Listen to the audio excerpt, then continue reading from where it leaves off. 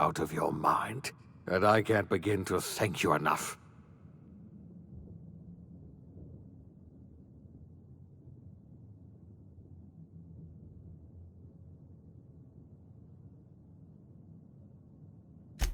I'm all right, thanks to you. Akande wanted my cooperation.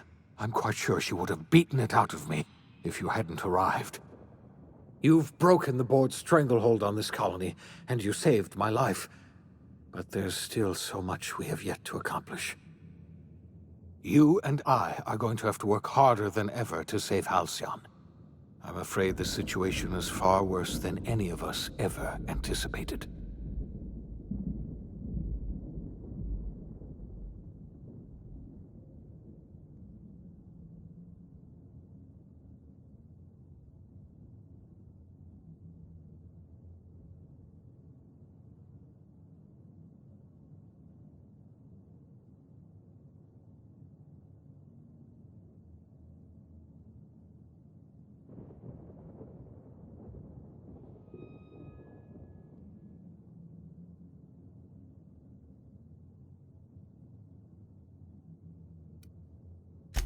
I would like nothing more than to celebrate this victory, but we have a serious problem on our hands. Earth has gone dark. We haven't received a single message in 3 years. There's been no communication, no signals, nothing. 2 years ago, the Earth's Directorate's frigate disappeared on their way back to Earth. We don't know what they discovered when they arrived, or if they arrived at all. Hold on, Doc. Are you telling me the Earth went dark 3 years ago? And the board's just been covering this up? They've been incredibly effective at concealing the truth. Right now, the only people in the colony who know are standing in this room.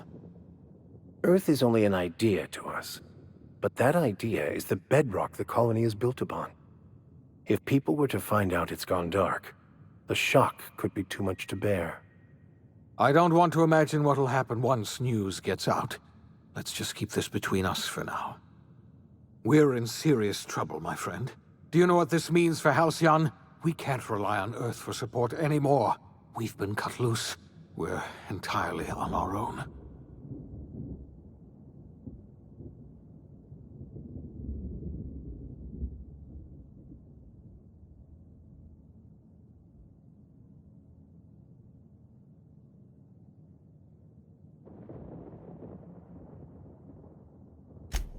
Yes, we do.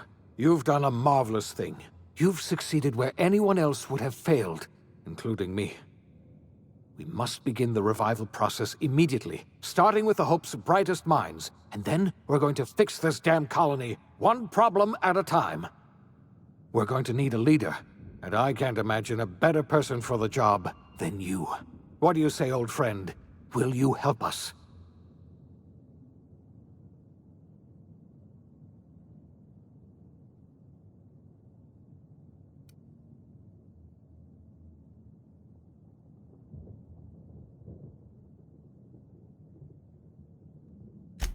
When I revived you, I thought you were going to help me save this colony.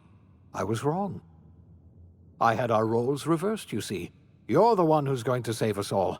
I'm just the one who set you on your path. You're the best thing to ever happen to Halcyon. If you want to take it upon yourself to lead this colony, you have my support. We're not a colony any longer, are we? Our last connection to Earth has been severed, and so we have been set free. Our future is uncertain, and no one knows what tomorrow holds. Exciting, isn't it?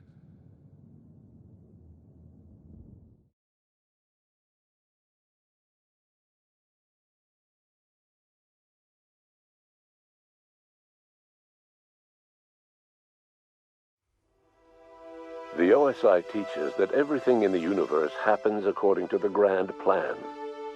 But the stranger that arrived in Halcyon was an unplanned variable. From the moment he landed in Emerald Vale, his actions altered the course of history.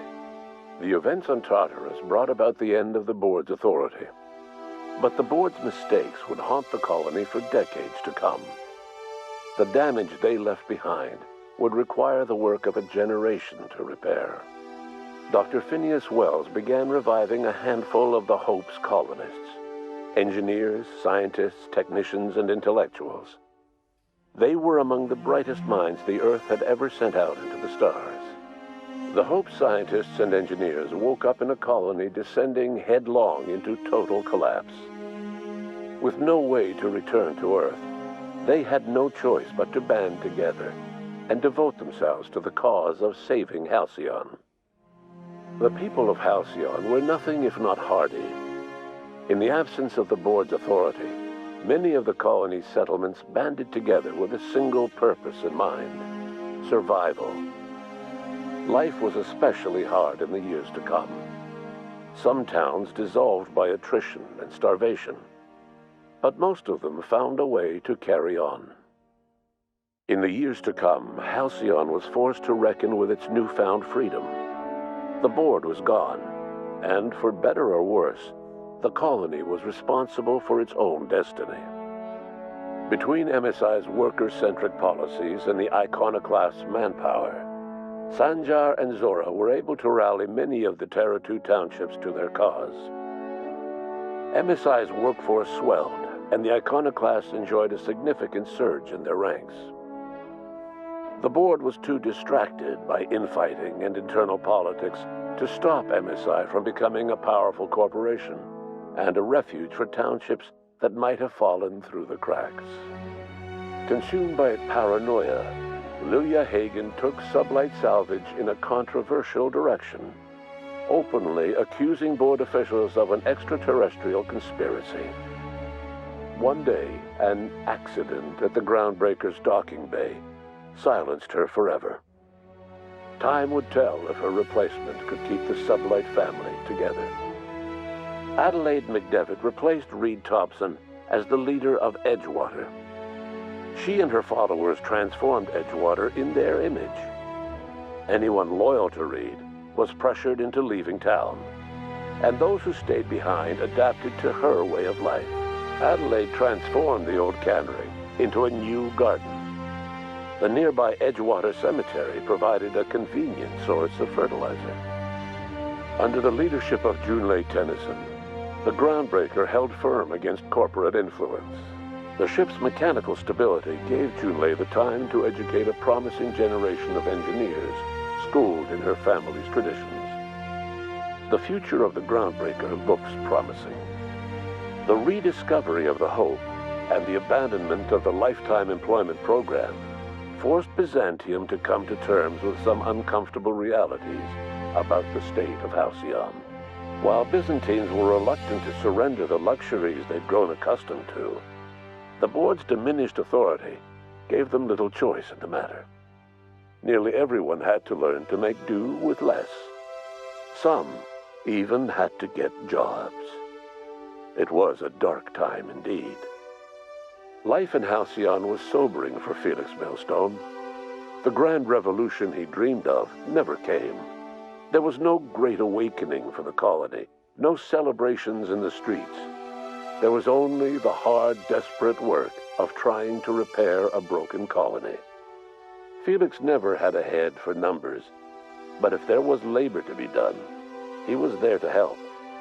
Eventually, Felix realized that the work of a revolution was done with two hands. As much as he enjoyed his adventures aboard the Unreliable, the vicar, known as Max, eventually decided that it was time to move on, to live out the life he had sought so long to create. He knew there were many in the colony who carried burdens much worse than the ones he had struggled with, and he devoted himself to easing their suffering wherever he could. He only ever took up arms again to defend the defenseless. Unshackled from a lifetime of striving and fighting the universe and himself, Vicar Maximilian de Soto was finally at peace. Though Parvati eventually grew comfortable aboard the Unreliable, she never quite came out of her shell. She seemed to prefer the company of Ada to the crew, and she could often be found neck-deep in cables and grease, telling Ada funny stories from her childhood.